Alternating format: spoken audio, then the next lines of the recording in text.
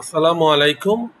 আজকে আমরা যে টপিকটা নিয়ে এসেছি, how to conduct a successful কি ইনফরমেন্ট ইন্টারভিউ। যারা আমরা হচ্ছে লেভেল 5-এ দেখা গেল যে লেভেল 5-এর জন্য প্রস্তুতি নিচ্ছি, তারা হচ্ছে সিবিএলএম 2-এ দেখা গেল যে টিএনএ কন্ডাক্ট করার জন্য আমার কি ইনফরমেন্ট ইন্টারভিউ এই মেথডটা অনেক সময় আমাকে সহযোগিতা করবে। তাহলে হচ্ছে কি ইনফরমেন্ট ইন্টারভিউটা আমি আসলে কিভাবে কন্ডাক্ট করব সেই বিষয়গুলো আমাকে এখানে আমরা একটা স্পষ্ট ধারণা পাবো। এটা একটা প্রিলিমিনারি পর্যায়ের আপনাকে ধারণা দিবে। আপনি যদি আরো ইন ডিটেলস ধারণা নিতে চান তাহলে আপনি আমাদের অনলাইনে বা সেকেন্ডারি সোর্স থেকে আরো অনেক ডাটা আছে, সেখান থেকে আপনি আরো ডিটেলস আইডিয়া নিতে পারেন। তো এখানে ছোট্ট করে আমার প্রোফাইল দেওয়া আছে, যদি কেউ আমার সাথে যোগাযোগ করতে চান আমার ইমেল অ্যাড্রেসে আমার সাথে যোগাযোগ করতে পারেন। আল্লাহ আপনাদেরকে কবুল এবং মঞ্জুর করুন। রব্বি ইশরাহ লি সাদরি ওয়া ইয়াসসির লি আমরি ওয়াহলুল উকদাতাম মিন লিসানি ইয়াফকাহু কওলি। আল্লাহ আমাদেরকে এখান থেকে জ্ঞান অর্জন করার তৌফিক দান করুক এবং আমাদের পথকে সহজ সরল করুক, সিরাতুল মুস্তাকিম করুক। তো কি ইনফরমেন্ট ইন্টারভিউ KII, এটা আমাদের দরকার হচ্ছে আনলক দ্য ইনফরমেশন। দেখা গেল জেনারেল মানুষদের কাছে থাকে নর্মাল ইনফরমেশন, ওই প্রতিষ্ঠান ইনস্টিটিউট হেড বা প্রতিষ্ঠান প্রধানের কাছে থাকে দেখা গেল যে আরো মোর ইনফরমেশন। আমরা বলতেছি কি যে কি ইনফরমেন্ট ইন্টারভিউ একজন ইন্টারভিউটা নেওয়া হয় একজন ইন্ডিভিজুয়ালের, যে প্রোভাইড করতে পারে আপনাকে স্পেশালাইজড ইনফরমেশন এবং যেখান থেকে আপনি অনেক ডিটেলস ধারণা পাবেন, ইনসাইট পাবেন। এটা কে হতে পারে? কমিউনিটি লিডার হতে পারে, লোকাল ডক্টর হতে পারে, উপজেলা চেয়ারম্যান হতে পারে, পৌরসভার মেয়র হতে পারে, হ্যাঁ, তারপর ইউনিয়নের কাউন্সিলর হতে পারে। এরকম পরিস্থিতি বুঝে আপনি ওইখানের যে লিডার বা ওইখানে যে বিশেষ ব্যক্তি তার আপনি কি ইনফরমেন্ট ইন্টারভিউ নিতে পারেন। কি ইনফরমেন্ট ইন্টারভিউ কিছু বিশেষ বৈশিষ্ট্য আছে, নিজস্ব স্বকীয়তা আছে, যা অন্যান্য ফোকাস গ্রুপ বলেন, ইন্টারভিউ বলেন, ইনডেপথ ইন্টারভিউ থেকে একটু আলাদা। যেমন রেসপন্ডেন্ট ওন ওয়ার্ডসে কথা বলে, নিজের মতো করে কথা বলে, কথা বলার স্বাধীনতা থাকে, পার্সন টু পার্সন ডিসকাশন হয়, এখানে ওপেন এন্ডেড কোশ্চেনকে খুব বেশি গুরুত্ব দেওয়া হয়, আর ইন্টারেক্টিভ দুজনের আলোচনাটা অনেকটা স্বতঃস্ফূর্ত হয়, অংশগ্রহণ থাকে। এখন বলছে কে আসলে কি ইনফরমেন্ট ইন্টারভিউতে লিড দিবে, হু ক্যান লিড এ কি ইনফরমেন্ট ইন্টারভিউ। এখানে মূলত বলা হয়েছে যে the facilitator should have some previous experience. যে ইন্টারভিউটা নিবে তার যদি প্রিভিয়াস এক্সপেরিয়েন্স না থাকে তাহলে সে এ ধরনের কি ইনফরমেন্ট ইন্টারভিউ নিতে পারবে না।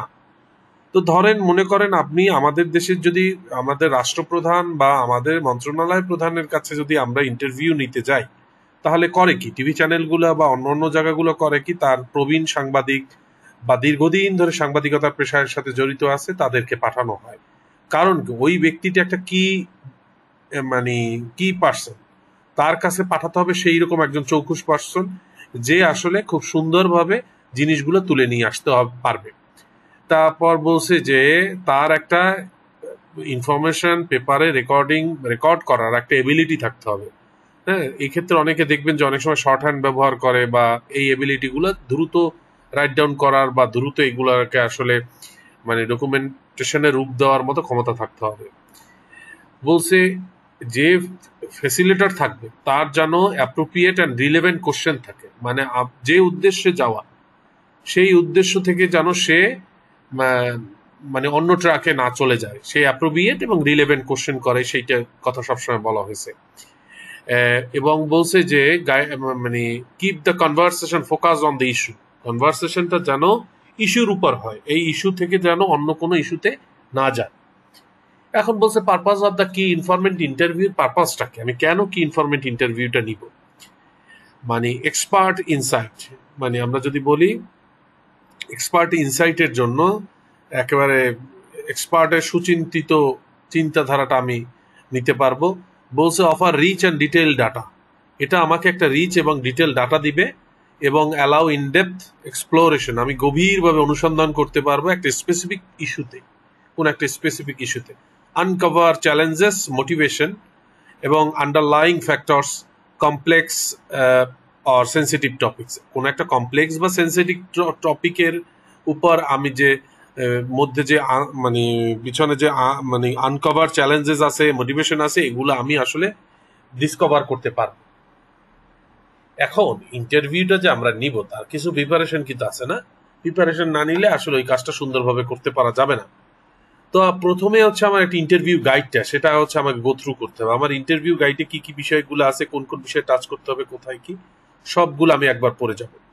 প্রিপেয়ার ইনফর্ম কনসেন্ট, আমাকে একটা কনসেন্ট পেপার বা সম্মতিপত্র তৈরি করতে হবে, যেখানে আমার হচ্ছে পার্টিসিপেন্টের স্বাক্ষর নিয়ে আসতে হবে বা তার সম্মতি নিয়ে আসতে হবে, এবং একটা চমৎকার ক্লিয়ার এবং ওপেন এন্ডেড কোশ্চেন পেপার আমাকে তৈরি করতে হবে।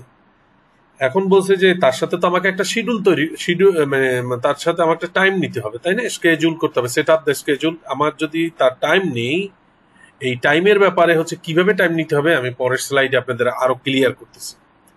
এবং আমি যে ইন্টারভিউটা নিব তার আগে কিন্তু আমাকে একটা প্র্যাকটিস করতে হবে, তাই না? অন্যদের সাথে, কলিগদের সাথে বা কারোর সাথে আমাকে এই প্র্যাকটিস করতে হবে, কারণ প্র্যাকটিস না করলে আমার ওইখানে গিয়ে আমি অনেক কিছু আসলে মানে স্মুথ অপারেশন করতে পারবো না।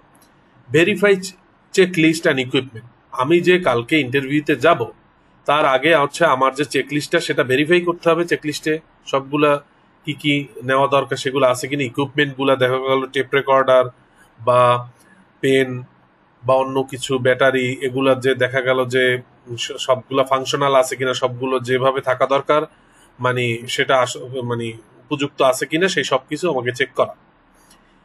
বলছে ensure functionality of logistic, tape record on tapes, notebook, pen and question guide, এগুলো সব ফাংশনালিটি এবং লজিস্টিক গুলো আমি ব্যাগে ঢুকিয়ে ফেলবো এবং আমি দেখবো যে এগুলো সবগুলো ঠিক আছে কিনা।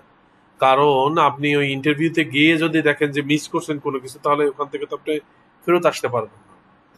এখন এই যে বললাম যে আমাদের যে ইন্টারভিউটা নিব, ইনডেপথ মানে কি ইনফরমেন্ট ইন্টারভিউটা নিব, সেখানে তো আমাকে টাইম টাইম বলতেছি, তাই না? Provide multiple date and time, যেহেতু সে বিশেষ ব্যক্তি তার ব্যস্ততা থাকতেই পারে, তাই না?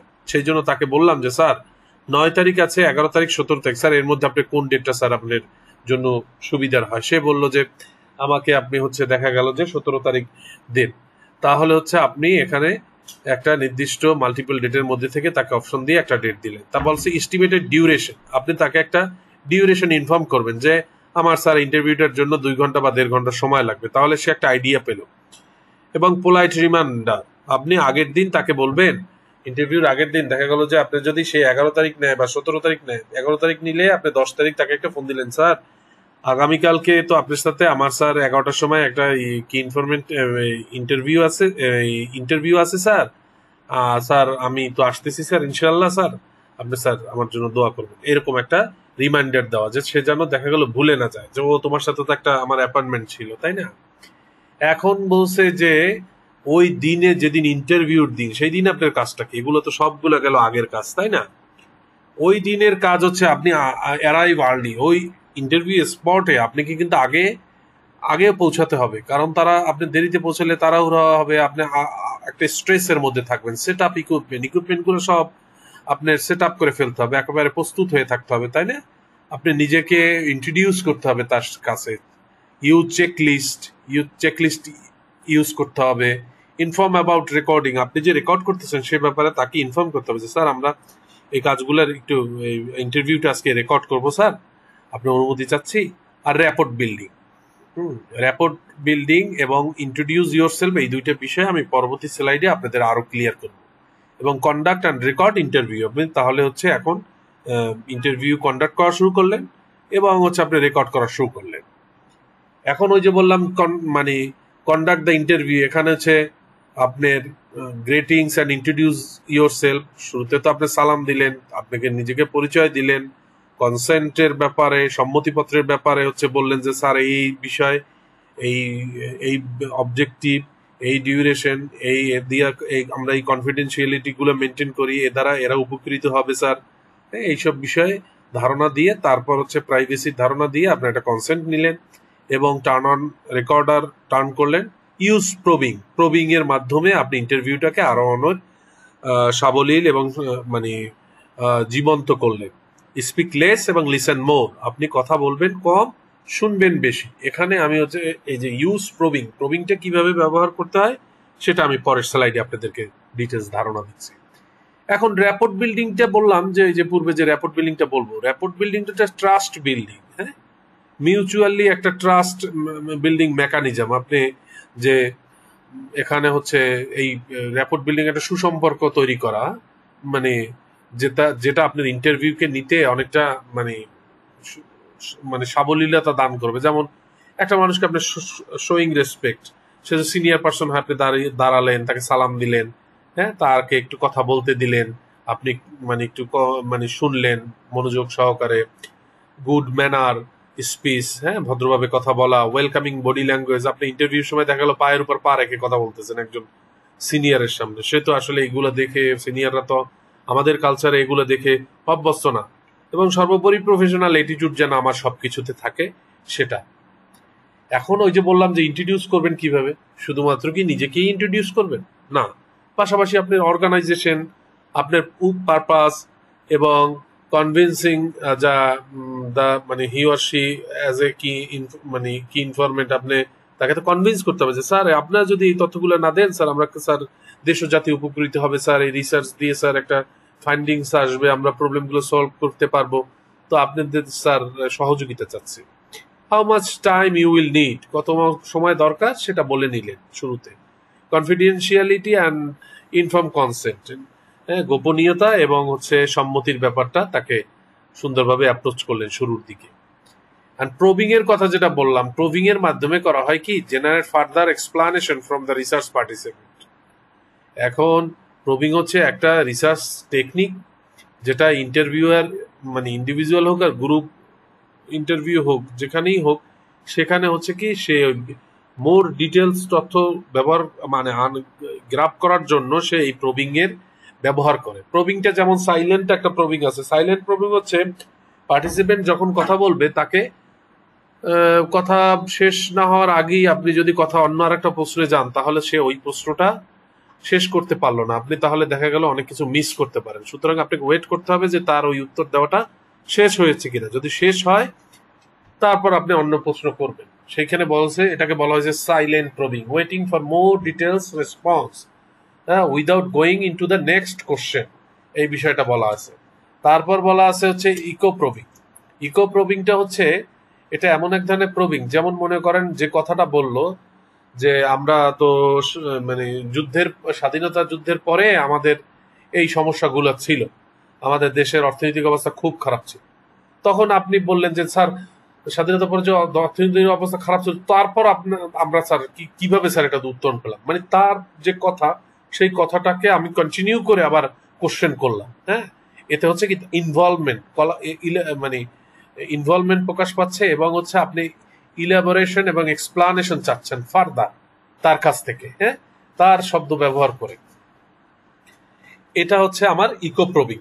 আর প্রবিং হচ্ছে মেক অ্যাফার্মেটিভ সাউন্ড, বা যেমন হচ্ছে আই সে আচ্ছা ঠিক আছে, হ্যাঁ হ্যাঁ, যে আমরা যে সাউন্ড গুলো করি যে ইয়েস ইয়েস বা রাইট, ইউ আর রাইট, এই যে I agree sir with you, এই যে অ্যাফার্মেটিভ নয়েজ গুলো বা সাউন্ড গুলো ইউজ করি, এটা কনফার্ম করে লিসেনার মানে পার্টিসিপেন্টকে যে মানে আই এম লিসেনিং, মানে এটা ইনশিওর করে, এনকারেজ টু কন্টিনিউ, এবং এই যে পার্টিসিপেন্টকে এনকারেজ করে যে আপনি মানে আপনি আরো বলেন। এখন আমাদের একটা জিনিস মনে রাখতে হবে, আমাদের গোলটা কি, interview A positive and stress free experience, একটা পজিটিভ এবং স্ট্রেস ফ্রি এক্সপেরিয়েন্স আমরা তৈরি করার জন্য এখানে আসছি, এটা আমার মাথায় রাখতে হবে, তাই না? আমরা অ্যাভয়েড ইউজিং জার্গন, আমরা জার্গন ব্যবহার করব না। যেমন ধরেন আমাদের এখানে পিপি বললাম, পিপি কিন্তু অনেকে বুঝবে না, কিন্তু পার্সোনাল প্রোটেক্টিভ ইকুইপমেন্ট যদি বলি তাহলে কিন্তু বুঝতে পারবে। হ্যাঁ, কারণ অনেক সময় দেখা গেলো জার্গন গুলা মানে কনফিউশন তৈরি করে। During the interview pay close attention, eye contact, আপনি খুব মনোযোগ দিয়ে তার কথা শুনবেন, আই কন্ট্যাক্ট করবেন, গেস্টার, ফেসিয়াল এক্সপ্রেশন, পশ্চার এবং আদার মুভমেন্ট ভেরি ইম্পর্টেন্ট। সে কথা বলতেছে, আপনি ঘড়ির দিক তাকাইছেন, এদিক ওদিক তাকাই দেখতেছেন, তাহলে সে আপনি কি ইন্টারভিউতে ডিটেলস তথ্য দিবে না। বা আপনি তার চোখ, তার ফেসিয়াল এক্সপ্রেশন দেখে অনেক কিছু বুঝতে পারবেন যে সে মানে কতটুকু বলতে যাচ্ছে, বিরক্ত হচ্ছে কিনা, বা মানে ইন্টারভিউতে এটা আপনাকে হেল্প করবে। এখন বলছে send a personal thank you to your key informant for the time, sir যে সময় দিলেন, উনি একজন বিশেষ ব্যক্তি, তাহলে আপনি তাকে একটা ধন্যবাদ দিবেন না যে স্যার আপনার এই ইসের জন্য আপনাকে আমি ধন্যবাদ জানাচ্ছি, এটা আমাদের ইন্টারভিউ যে সময় দিয়েছেন সেজন্য আপনাকে ধন্যবাদ। তারপর বলছে যে আপনি যদি এইটা মানে শেয়ার দ্য কম্পাইলড রেজাল্ট, এই যখন রেজাল্টটা আপনি যখন পাবলিশড হবে, রিপোর্টটা যখন আপনি করবেন, তথ্যগুলো আসবে, তখন তার যদি এটা ম্যাগাজিনে হয় তাহলে ম্যাগাজিনে একটা সৌজন্য কপি দিলেন, যদি পত্রিকা হয় পত্রিকার একটা সৌজন্য কপি দিলেন, আর্টিকেল আকারে বের হলে তাকে মেইল করলেন যে স্যার এটা আমাদের ইন্টারভিউটা এইভাবে স্যার আসছে। এটা করবে কি, এটা আপনাকে হেল্প করবে ফার্দার কোলাবোরেশনের জন্য। এরকম ভাবে আপনি যদি যান নেক্সটে, আপনি আবার সহযোগিতা পাবেন, জায়গাটা আপনার জন্য মসৃণ হবে, অন্য কেউ যদি যায় সেও সহযোগিতা পাবে, তাই না? এখন practice slowly but steady to become a master of interview. আপনি যদি ইন্টারভিউতে মাস্টার হতে চান তাহলে হচ্ছে প্র্যাকটিসের কোনো বিকল্প নাই। Practice practice practice, practice makes a man perfect. কথাটা আমাদের মনে রাখতে হবে। আপনারা আমাদের চ্যানেলটাকে লাইক, শেয়ার, সাবস্ক্রাইব করবেন, অন্যদের সাথে চ্যানেল নিয়ে কথা বলবেন। যারা লেভেল 4-5 করতে চান, ডিবেটকে ভালোবাসেন, তাদের জন্য আশা করি এই চ্যানেলটা সহায়ক হবে। আমরা ঘরে বসে অনেক বিষয়গুলো অগ্রিম প্রস্তুতি নিয়ে রাখতে পারবো। তবে একটা বিষয় আমি সবসময় বলি যে ফিজিক্যাল যে ট্রেনিংটা হয় সেটার বিকল্প কিন্তু অনলাইন ট্রেনিং না। অনলাইন ট্রেনিং একটা সুবিধা হচ্ছে আমি অনেক কিছু কনসেপ্ট সম্পর্কে আগে থাকতে আমি ধারণা নিয়ে আসতে পারি, আমি এগিয়ে থাকলাম। এখন আমাদের এই পুরো প্রচেষ্টার সাথে দুইজন মানুষ আমরা জড়িত ছিলাম, মোহাম্মদ মাজিদুল ইসলাম এবং রাজিয়া খান। আল্লাহ আমাদেরকে কবুল ও মঞ্জুর করুক, আমরা এরকম ভাবে আরো যেন কন্টেন্ট নিয়ে আসতে পারি, সেই জন্য আপনাদের কাছে দোয়া যাচ্ছি। আসসালামু আলাইকুম।